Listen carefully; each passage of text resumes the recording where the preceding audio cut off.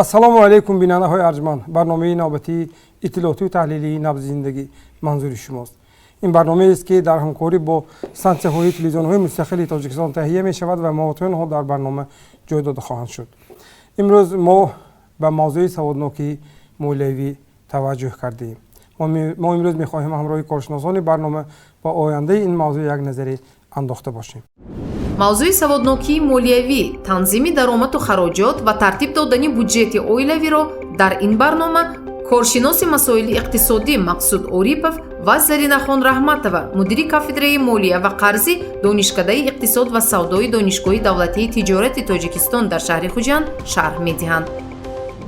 вақте одамон зиндагии шахсони сарватмандро муҳокима мекунанд, ҳатман ба як хулосае меоянд ки онҳо дар зиндагиашон тин-тинашонро ҷамъ карданду баъд сарватманд шуданд. аслан ин андеша то куҷо дуруст аст? дар ин маврид мутахассисон мегӯянд ки барои ҳар як шахс саводи молиявӣ муҳим мебошад. саводи молиявӣ чи аст? имрӯз коршиноси аввали барнома Мақсуд Орипов ба ин масъала посух мегӯянд. шуморо хушомадед мегӯям ба барнома. рости Мақсудҷон Орипов дар баробари нафаре ки як нафари фарҳангӣ ва адабиётшуносӣ варзида буданд, пеш аз ҳама ихтисосшон иқтисодчӣ, донандаи хуби чанд забон ва ҳамчунин нафаре ҳастанд ки дар илми иқтисод бештар кору фаъолият доранд. ва имрӯз мо ҳамроҳи коршиноси барнома дар атрофи ин масъала, атрофи саводи молиявӣ суҳбат мекунем. саводнокии молиявӣ ё худ гӯем саводи донишҳои молиявӣ, донишҳои иқтисодӣ воқеан барои инсон донистанаш муҳим аст? албатта иломҷон. гап дар сари он ки вақте ки инсон таваллуд мешавад вай хоҳад нахоҳад бо чанд ҳамин омилҳои ҳаёти мутаассир, яъне таъсиркунанда, омилҳои таъсиркунанда рӯбарӯ мешаду халос. Вай имрӯз хурд аст, шояд ки вай намефаҳмаду аз идора ва сарфаи мисол чиҳо маблағҳо ё давлате ки дорад мисоли оддӣ пешомад шудааст, ақлаш намегирад. лекин раво сину солаш ба ҳамон як чӣ рафта мерасад ки ва ҳатман бояд аз ин чиз хабар дошта бошад, маҳорат, яъне бо як маҳорати хосаи пайдо шуда онро идора карда тавонад. агар ҳамин чизҳо, ҳамин хислатҳо дар ҳамон инсон мукаммал нагарданд, такмил наёбанд, мутаассифона аз он давлате ки вай бархӯрд, мутаассифона аз вай давлат ҷудо шуданашам мумкин аст. шояд аз ҳамин сабаб бошад ки ин асоси яке аз зарбумасъалаҳои халқии муорифи ки худованд ҳам се маротиба давлат медиҳад. ба мазмуни он ки се маротиба таъкид медиҳад, яъне он ки мо бояд ҳамин марҳилаи секаратаи вай инсон бояд ки як маҳорат, як илм, як фаҳмиш, як биниши муайяни идора кардани он маблағ, на танҳо маблағ, балки умуман молро дар назар дорем, давлатро донистанашуда кор. яъне аз ҳамин чизҳо вай бояд ки хабардор, огаҳ шуда шуда кор. агар аз ҳамин ки мол мутаассифона поезд ушо гуфти худо мубарид мебуравад, давлат аз даст мебурад. мо аз ки хафа аз ки домангир мешем? аз худамон. ташаккур. ман дар мисоли худи шумо пурсиднӣ ҳастам ки шумо кай ана ҳамин нуктаро барои худатон дарк намудед ва воқеан фоидаашро дидед? албатта ин ман дар хотир надорам, мумкин дар овони кӯдакӣ ҳам бошад, лекин як ҳолатҳо мешуданд ки мисоли оддӣ бобоям маро гирифта, мисоли оддӣ бозор мерафтанд, дар қатори фарзандҳои худ, яъне амакҳои худам, онҳо ба ягон чиз мехариданду ман ба мегуфтанд ки ҳамин мисоли оддӣ чӣ харам, чӣ дар кор ту мегуфтанд, пой афзол ме ягон чиз. ман аз ҳамин гирифтани ҳамин чизҳо харидорӣ намудани ҳамин чизҳо барои худам аз ҷониби бобом ба мисоли оддӣ вай мекардам, даст мекашидам. на ба ман ки падарам бояд инро кунад, ба мазмуни оне ки ман коре ки он одам мекард шабу рӯз ва одам трактор берондан, ман бохабар будам бо чӣ азобҳои машаққатҳо он шахс пул меёфтам. алон вақте ки инсон қадр кардана ёд мегирад, баъд аз он ин як қадамҳои аввалин бояд ки аз қадр сар шавад. агар қадр карда натавонед, меҳнати дигар, заҳмати дигар касро, маблағи дарёфт, шумо на аз они вай шахсро мефаҳмед, на маблағе ки шумо худатон ба кадом азобу машаққат меёбед, қадри онҳоро донистона метавонед. ва ин ҳам яке аз омилҳои саводнокии ҳамин чӣ молиявии инсон аст. аввал бояд ки қадр кардан ёд гирад. аз ҳамон рӯзе ки шумо қадр кардед, баъд аз он сар мешавад қадамҳои аввалин. анакун ман қадр кардам, ман чӣ хел бояд инро идора кунам. ин ҳам як аз саволҳои идоракунӣ молиявӣ аст. ташаккур. имрӯз дар самти анамин баландбардоштани саводноки молиявӣ имрӯз мо чӣ мушкиле дорем? ман дар назар дорам ҷомеаро. мушкилиҳои зиёд дорем.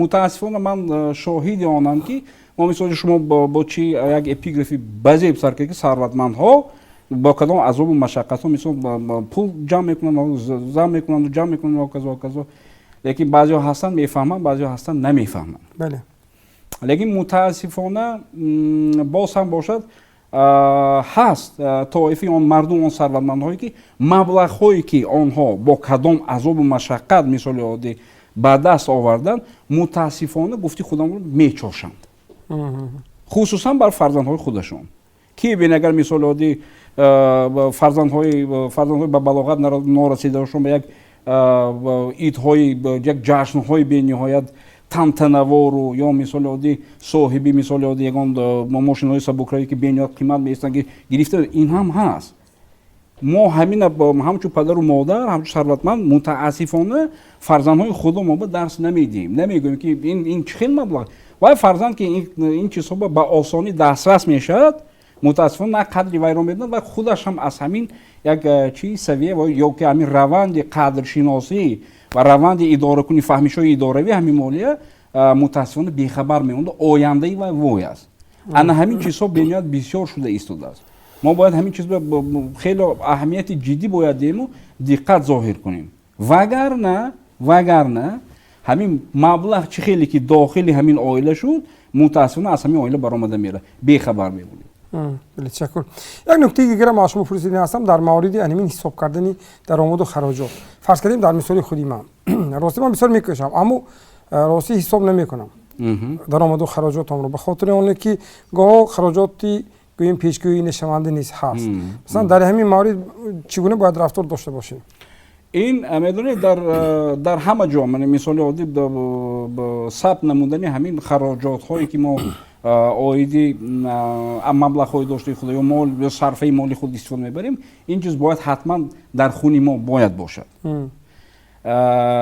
عجایباتی چیز که من بسیاری وقت با طرحریزی لایحه ها مشغول میشم کجایی که ننگرید آخرین قسمت اساسی همه لایحه ها با بودجه تمام میشد یعنی طرحریزی بودجه ها انا همونجا قسم های اساسی آمده شده که مثال عادی خراجات های ادمنستراتیوی خراجات های برنامه‌ای خراجات های فلان و آخرش непредвиденный расход یعنی خراجات هایی که ما غیر چشم داشت بله ما همین چیز با عادتی ممکن رسمی به نهایت خوبی با بایان اجدادی داریم تا آخر مبلغ هیچگاه از خود نمیگوییم چی میگوییم ما این قر میگوییم انمی قری که میماند اصلا این یک چی میگوییم یک ذخیره یک ذخیره که برای همین حالتهای غیر چشم استفاده بردن لازم است یک چیز دیگر ما میگوییم که ما باید که هر یک تینی که صرف میکنیم حساب و کتاب کرده ایستاده اول که نقشه گیریم که همین برای همین چیز استفاده میبریم برای همین قوم میکنیم مقصد گذاشته بعد از آن آخری کار آمدگی ما حساب و کتاب میداریم که چقدر ما صرف کردیم تشکر یک سوال جنبستی من در مورد همین امروز ما دیده ایستادیم که حتی کورس‌های آموزشی بلندبرداشتن معرفتی مالی بین اهالی قشرهای گوناگون حتی خردسالان نیست در مرکزهای آموزشی چنین تعلیمات رفته ایستاده است بنده شما امروز از روی کدام اصول یا خود متد بیشتر کاربری کنیم که واقعا اون با نظر داشته همه اون ارزش‌ها و معیارهای گویم ارزش‌های سنتی ما باید گویم در گویم نسل امروز گویم گذرانده شود همین چیزها راست گفتید حاضر همین راستی همین برنامه تماشا کننده یا مثلا از یوتیوب کانال ها ببینید یا از وهای چه صفحه های اگر اجتماعی اگر مشاهده کنید عجب یک چیزها شده است یک ترنینگ های بسیاری متد های بسیاری است لیکن ما یک چیز رو حتما به این نوبت باید گیریم که مثال عادی متد های اداره کنی مالیوی که در امریکا استفاده بوده می شود در حالت های ما متاسفانه به کار نمی آید برای چی برای آنکه آنجا به تماما دیگر شرط و شرایط زندگی تماما دیگر شرط و شرایط مبلغ دریافتن است انا با کاتگوری نباید که مثال عادی یک پرینسیپ اساسی که وقتی که پروفسور خود را با دانشجو برابر می حسابد از و بیچاره دانشجو اون که خودش میده طلب میکنه این نادرست است آتانی که باید داند و باید که اول پروفسورشون اشتراک کنه انا همون با آنچه که آنها پیشنهاد میکنن ما میتوانیم استفاده تنها در یک با یک شرط انا همون ادپتاسیون میکنه یعنی مطابق حالت های ما با مطابق کرده ایستاده اگر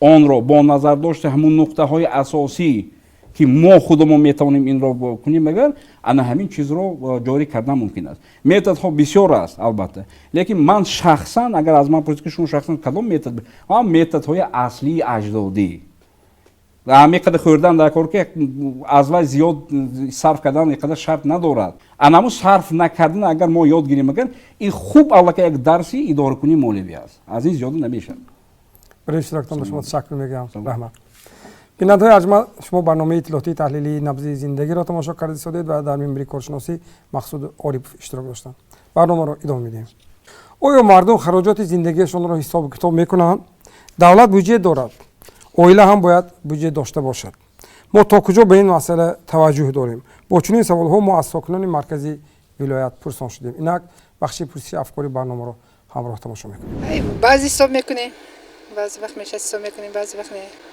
برای خدا حساب میکنم حساب خودم یک منبع 1000 تومان کار کنم خوندنم به میبرود زندگی هم یک ریزی میبرود 1000 تومان صرف میشه موندهش بعد با وای میکنیم آب و سویت چرا همیشه میتیم اویلکو منی ماشین کراها قیمت شد من کو اویلکو پاس همش برافسوس ماشین کراها اویلکو مو کامنم روی بنده کار میکنم اینجا بچه‌ام البته حساب میکنم برای چی حساب میکنی؟ برای اون که برای خراجات رفت مکتب بچه و فرزند و خوردن و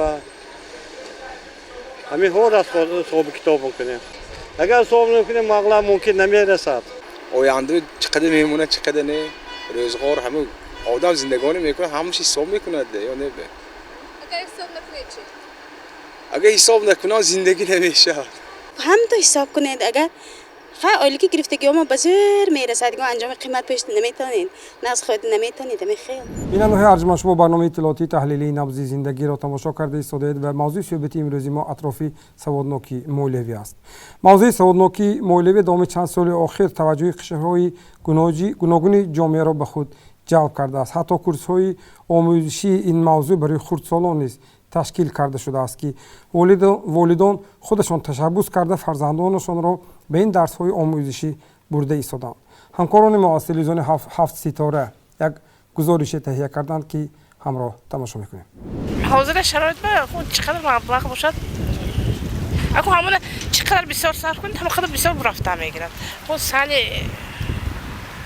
احتیاط کنید با بهتر معتبر امید و کوشش دارد که ذخیره و طرز درستی استفاده مبلغ را برای نپیرکانش از سن کودکیشان آموزاند مخصوصا هنگام رفتن به مغازه به آنها میفهماند که چطور باید خراجات خود را اداره نمایند مثلا مغازه میفرستم یگان چیز خرید برای خرید کردن میفرستم پول میتم میگم بچه جان همین در کل چیزا خرید موندگیش احتیاط کن بیار جمع کن خانه و کپیلکه به احتیاط کن انداز اینها همه خیلی وای به عادت کردگی هر روز خودشون پول در کارش میگیرن و در کارش احتیاط کرده جمع کرده میمونن ضرورت از خود نمودن سوادناکی مولوی برای انسانیت طلبات زمان می باشد. گرچند سوادناکی مولوی برای جامعه ما عباره نچندان معمول است، اما در وضعیت جهانیشوی و دچار شدن به بحران‌های مولوی طلبات به رشد تفکر اقتصادی بالا رفته است. به نزدیکی یک استراتژی ملی اوید به سوادناکی مولوی قبول کرده می شود برای 5 سال 2022 و 2026 که در دوره آن باز بسیار مسئله ها به فکرم روی حل خود را می‌یابند. لیکن اگر نظر کنیم به وضع سوادناکی مولوی در معارف در اویلا من در کلان سال‌ها در ساحه مهاجرتی مهنتی در حقیقت درجه سوادناکی مولوی بسیار هم پست میباشد. аз худ намудани дониши молиявӣ синну сол ва вақти муайян надорад. Он бояд аз синни кӯдакӣ то ба калонсолӣ мунтазам ҷараён гирад. Инсон ҳамарӯза барои сарф намудани маблағ, захираву пардохт қарорҳо қабул мекунад. ин ҳама тақозо менамояд ки бояд механизмҳо, қонунҳои молиявиро донем, онро дуруст истифода бурда тавонем. оид ба ин масъала мо фикри чанде аз шаҳрвандонро пурсон шудем. мард агар як сомон сарф кунад, бояд як сомони дигар захира дошта бошад. агар як сомон сарф кунад ва як сомон захира накунад, агар оқибаташ вой мешавад. даромад чӣ қадар бошад, харҷ аз он бояд камтар бошад. яъне чӣ қадар даромад агар бисёр бошад, хай мешавад ки фарзандое баранд ва ҳо чӣ қадар хоҳанд чизҳои лозимашонро гиранд. агар не, интав не, бачагонро бояд тарбия кард ки даромади оилави мо ин қадар ба ҳамсоя монанд нест. бинобар ҳамин ҳам мо ба кӯпаи худ бояд нигоҳ карда поя моро дароз кунем. дар замони ҳозира дониши молиявӣ барои фарзандони мо зарур аст ва онҳо бояд ончее ки харидорӣ менамоянд, ончее ки истеъмол мекунанд, ончее ки истифода мебаранд, донанд ва истифода бурда тавонанд ба тарзи бояду шояд, на ин ки онҳо ба сарфакорӣ роҳ диҳанд. бачаро дар ҳама вақт дар пӯшидани либос, дар рафтор дар кӯча, дар ҷои ҷамъиятӣ, дар ҳама ҷо моликияти ҷамъиятиро бояд эҳтиёт кард, дар мактабам эҳтиёт кунад, чунки ин пули падару модари мо аст. бояд ки ҳамин ҳисоби китобро дар боғча ёд метиҳанд. ҳисоби китоб ҷамъ тарк кардане хуб мешуд ки ҳамонҷо пулро ҳам кӯдак бо пул ёд гирифтанаш осон аст, ҳамин пулро ҳам ворид мекарданд, хуб мешуд. ба тарзи пул чихе вайро ҷамъ карданд, тарк карданд, гуҷову сарф карданд ва ғайра ва ҳоказо. ҳамин тафаккурро мо бояд аз ҷавонӣ ба онҳо омӯзонем ва дуруст истифода бурдан ва аз он самара гирифта тавонистанро мо бояд ба онҳо омӯзонем. яъне мақсади асосии рушди тафаккури соҳибкорӣ мебошад ки беидоракунии молиявӣ он ба даст намеорад. барои барои рағбатмон намудани ҷавонон, умуман ҳам калонсолон, мо бояд як тафаккури нави инноватсионӣ ва соҳибкориро мо бояд ба ҷавонон омӯзонем, дар онҳо салоҳиятҳои идоракунии молиявиро ба онҳо омӯзонем ки дар ҳаёт онҳо мушкилиҳое ки мураккабе ки дар оянда бо чӣ хел мушкилиҳо мебиёд, масалан пандемияи COVID-19 ё дигар чизҳо, дар ин шароит онҳо бояд имкониятҳои худро пурра истифода бурда барои боз нашъунамои оилаи худашон, кишвари мо бояд онҳо ҳаракат кунанд. дар барномаи курсҳои омӯзишии маркази таълимии Далфин чанде пеш саводнокии молиявӣ низ ворид карда шуд. ба ин машғулиятҳо кӯдакони аз 5 то 7 сола ҷалб гардиданд. барои амалӣ намудани ин кор онҳо таҷрибаи чанде аз давлатҳоро омӯхтанд. ба гуфтаи мутахассисони марказ, омӯзонидани саводи молиявӣ аз овони кӯдакӣ осонтар аст, зеро аллакай кӯдак дар оянда метавонад роҳҳои дурусти захираву зиёд намудани онро аз худ намояд. Наша цель заключается в том, чтобы у ребенка появился представление о вообще финансовом мире, что такое финансы, что такое деньги, и чтобы они могли в будущем их управлять, чтобы они могли приумножить, чтобы они были финансово независимы уже с такого возраста, потому что такой опыт имеется в зарубежных странах, в Европе, в Америке, в Азии. И мы будем делать так, чтобы у нас тоже люди были такие. мутахассисон бар он назаранд ки шахсоне ки буҷети худро ба нақша гирифта онро оқилона истифода бурда метавонанд, фаъолияти онҳо дар ҷараёни кор ҳам новобаста дар кадом вазифаву соҳа кор мекунанд самараноктар аст. барои ҳамин ҳам баланд бардоштани дониши молиявӣ ин калиди беҳбудии молиявии одамон, гарави рушди иқтисодиёти солим дар ҷомеа шуда метавонад. барномаро идома медиҳем.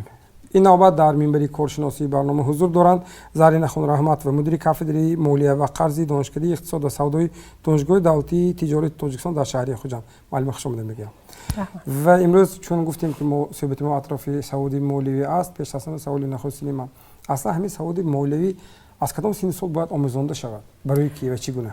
саводнокии молиявӣ ин маҳорат, малака, дониш ки умуман аз синну соли хурдӣ омӯзонда мешавад. барои чӣ? барои он ки агар ки аз синну соли хурдӣ агар омӯзонда шавад, ин дар сатҳи оила чигуна бо маблағҳое ки падару модар медиҳад ба кӯдак асосан ин аз сину соли ҳамин мактабӣ аз сеюм чорум синф барои чи барои ки онҳо алка рақамро мешиносанд тангаҳоро мешиносанд пулҳоро мешиносанд ва ҳисобу китоб карда метавонанд ки чанд сумаш барои роҳгиро чанд сумаш барои хӯрохӯрӣ ва ғайраҳо барои ба фикри ман сину соли ҳамин саводнокии молӣ аз ҳамин сину соли сеюм чорум синф оғоз меёбад ва гуфтам мумкин аст ки ин на танҳо маблағҳои чӣ гуна сарф кардан ин гуна ҳозир мо медонем ки ҳама ҷо рақамикунонии иқтисодиёт ва эълон гаштааст рафта истодааст дар давлатҳои мутараққӣ рақамикунонии иқтисодиёт аллакай ҷорӣ карда шудааст ва мо албатта ҷорӣ карда шудааст но ба дараҷаи имкон не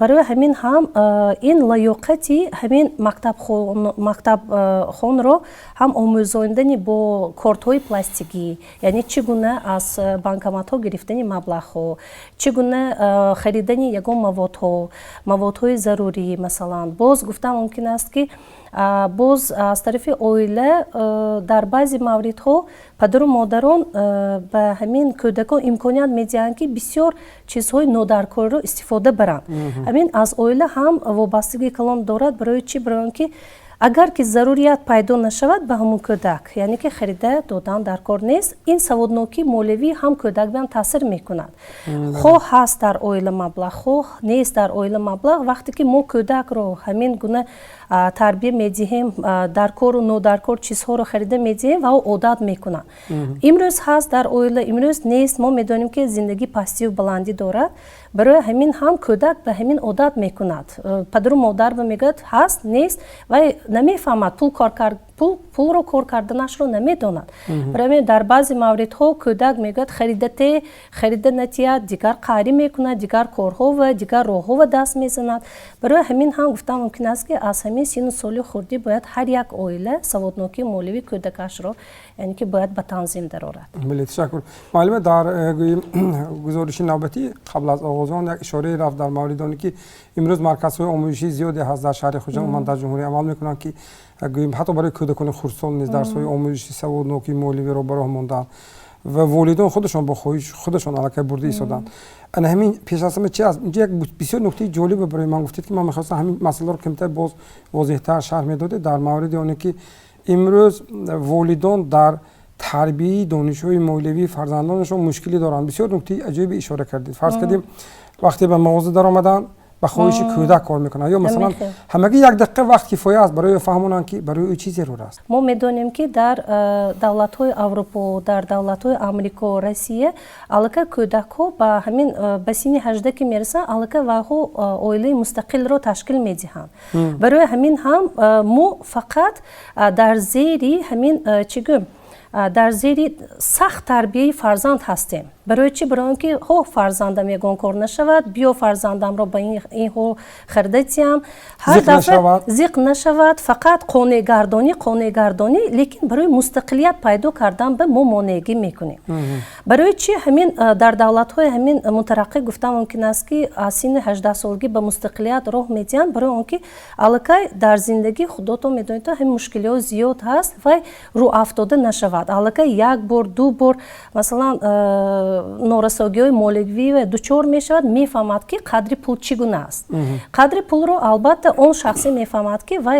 як маротиба ду маротиба ки аз даст дод ё масалан зарар дид ва ғайраҳо азбаски мо ҳамин саводнокии молиявӣ иқдоми хуб аст ҳамин кӯдаконро ба ҳамин дарсҳо курсҳо агар пешниҳод кунем ин хеле ба ҳамин оянда тафаккури ҳамин кӯдак албатта таъсири мусбӣ мерасонад ва ман гуфтаистам ки на танҳо ин маҳорати гуфтам мумкин аст ки истифодабарии маблағ ин маҳорати истифодабарии шабакаҳои интернетӣ яъне интиқоли маблағҳо масалан боз аз пулҳои ғайри нақдӣ гирифтани нақдӣ яъне ки он чӣ ки бо молиявӣ яъне муносибатҳои пулӣ вобастагӣ дорад албатта дар бар мегирад ташаккур муаллима мо аз хурдсолон бештар сухан кардем аз калонсолон камтар мо имрӯз ман дар шаҳри конибодон будам як нуктаи бисёр ҷолиб як ҳолатеро дидам дар доираи як омӯзиш як лоиҳаи ташкилоти байналхалқӣ ки ниҳодҳои давлатӣ низ ба он шомил аст занони муҳоҷирони меҳнатиро дар хонаҳояшон саводи молиявӣ омӯзонда созанд. Як семинаре ташкил шудааст ки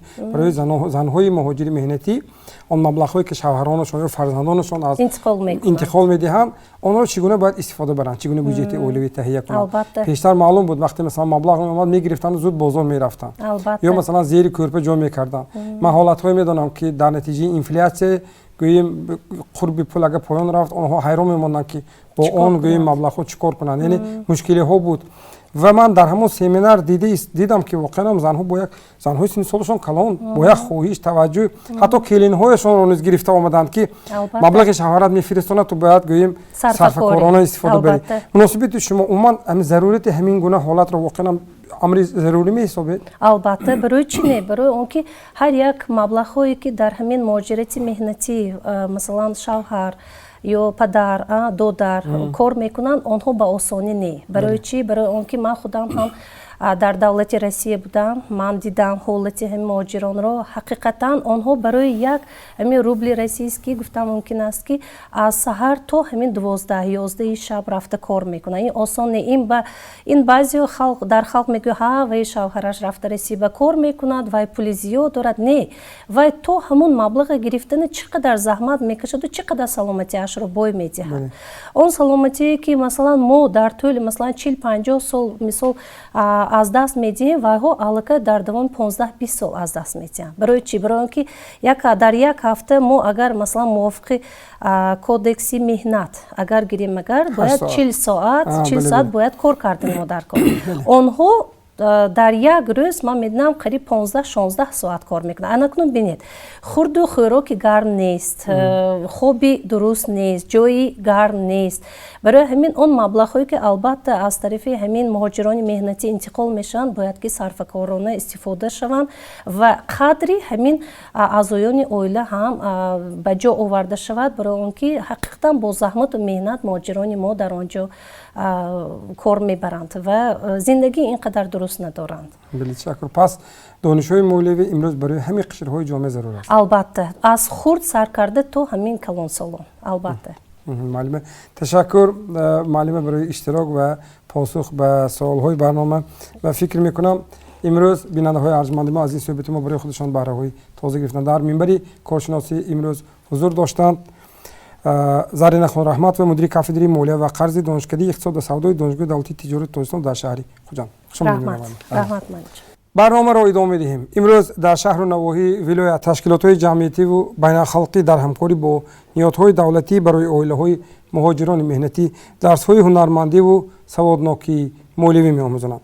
Иштирокчиёни ин гуна машғулиятҳои саводомӯзии молиявӣ асосан занон мебошанд, зеро онҳо бояд маблағҳои фиристодаи шавҳарону фарзандонашонро сарфакорона истифода карданашро бояд омӯхта бошанд. Гузориши навбатии барнома аз телевизиони панҷуми шаҳри Конибодон омода карда шудааст ки ҳамроҳ тамошо мекунем. ин зан Манзура Бобоҷонова сокини 60-солаи шаҳри Конибодон буда соҳиби 3 духтар аст. духтаронаш оиладор ва ҳамашон бо аҳли оилаи худ дар муҳоҷирати меҳнатианд. шавҳари апаи Манзура низ ки солҳои тӯлонӣ ҳамчун устои мошин кор кардааст, имрӯзҳо дар муҳоҷирати меҳнатӣ буда Манзура Бобоҷонова дар хона танҳост. тамоми сарфаи сариштаи хона, корҳои хоҷагӣ ва ҳатто баъзе корҳои сохтмонии ҳавлиашро худаш сомон мекунад. ба апаи Манзура низ чун аксари дигар оилаҳо шавҳараш ва пайвандонаш пул равон мекунанду ӯ танҳо бошад ҳам роҳи сарфу харҷи маблағро хуб медонад. пеш аз семинар масалан адресиҳо пул биёд манми маҳаллаи одамо мисал ҳама сарфакорӣ намедонистанд чӣ биёд имрӯз буда хо дар кор хо дар кор масал материал харид шина бозӣ анхекара беҳуда сарф мекаранд. طبق معلومات بخش خدمات مهاجرت شهر کنیبادان تنها در نیم ساله اول سال روان 27585 نفر شهروندان روی سوی مهاجرت مهنتی آوردند و آنهایی که در خانه ماندند اکثریت بیکارند و با نظر داشت چنین شرایط محض به راه ماندن آموزش لیاقت مالیوی مشورت و صحبت‌های سودمند در این موضوع باعث بالا شدن معرفت اقتصادی اهالی خواهد شد.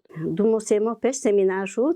من همه زن‌های محله من خیش و اولادای تو جمع کرده گران رفتم و در آنجا به ما فهماندن، ما معلمه ها ما فهماندن چه خیلی استفاده بردن روزگار به چه خیلی کار زندگی پیش بردن در کار، چه خیلی کارن در کار که مثلا پول عاقب انداز شود. همه آنها را همه زنها و من رفتگی ها فهماندن.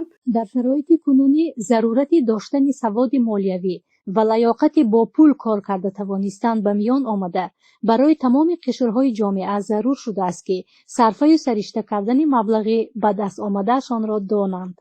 زیرا طلبات زمان این را تقاضا کرده قشر آسیب پذیر اهالی یعنی مهاجران مهنتی و اهل عائله آنها باید مبلغ‌های بودجه عائله‌شان را تنظیم نمایند و مقصدناک استفاده برده توانند. ما هم مرغ خوریم و هم تخم خوریم، ما خرجات و این درآمد مالیوی ما بلند برداشت نمیتونیم. خوب سرشته کردن مبلغ به دست آمده و اسرافکارانه خرج نکردن مبلغی که از طرف مهاجران مهنتی ارسال می شود دانش خاصه اقتصادی را تقاضا می کند. بسیار مهاجران ما مبلغ‌های کلان کار کرد میکنند که مبلغ کلان کار میکنند، لیکن آنها مبلغ‌های خود را از سبب آنکه نقشه مالیوی ندارند مقصدناک صرف کردن نمیتوانند. مثلا مبلغ گرفتن یکم برای خرید ماشین صرف میکنن، حالا که ماشین برای عائله نه آنقدر ضرور است، چون که آنها ماشین رو میخرن یک دو سه ماه با هم میگردن، بعد ماشین رو مانده بالاش پوشیده میروند و این ماشین الکه نه ای که فایده بلکه فقط ضرر میبره. دوم مبلغ های کلان کار میکنن، آمده خانه هایی که در آن با 10 سال استقامت کردن ممکن است ویران کرده خانه های نو می سازند، حالا که این مبلغ ها باید به دیگر مقصد ها صرف کرده شود. مثلا برای به دست آوردن دارایی هایی که در همین خود کانیبادام درآمد آوردنشان ممکن است. مثلا به مبلغ به جای ماشین خریدن اگر یک خانه خرند یا اینکه یک فرض کنیم حوله گیرند یا خانه بسیار حجره گرفته شده اون رو به اجاره دهند، سالهای دراز وای میتواند از همینجا درآمد گیرد. لیکن صد افسوس که تقلید کاری بین آنهایی که در خارج کشور کار میکنند یا آرزوی و هوس میگویند و همین به نقشه پیشکی مالیوی فعالیت خود را انجام میدهند. منظوره بابا جان و هم محض توسط آموزش‌های مالیوی حالا طرز تنظیم و مصرف نمودن مبلغی در دست داشته‌اش را می‌داند. الکی صاحب مبلغ شخصی خود بوده در بانک پسنداز هم دارد. بیننده‌های ارجمند، من ضمن آمادگی به این برنامه البته باز از پهلوهای دیگری و جالبی این موضوع آگاهی پیدا کردم و واقعا یک مقاله بسیار مشهوری هم هست که مبلغ‌ها حساب را دوست می‌دارند که واقعا مخصوص به این موضوع رابطه و پیوست کردن ممکن است. واقعا همان زمان ما به موافقت مالیوی رسیده میتوانیم که اگر ما خراجاتمان را با درآمدمان موافقه کرده توانیم. برای این سواد مالیوی داشتن بسیار شرطی مهم است. این برنامه اطلاعاتی و تحلیلی نبض زندگی بود. خیر، خانه آباد و سربلند و کامیاب باشید. خشونت چیست؟ چه خیل نمودها دارد؟ زورآوری بیشتر نسبت زن به نظر میرسد یا مرد؟ آیا کودکان هم به گروه آسیب پذیر شاملند؟ این معما در برنامه آینده نبض زندگی بررسی می شود.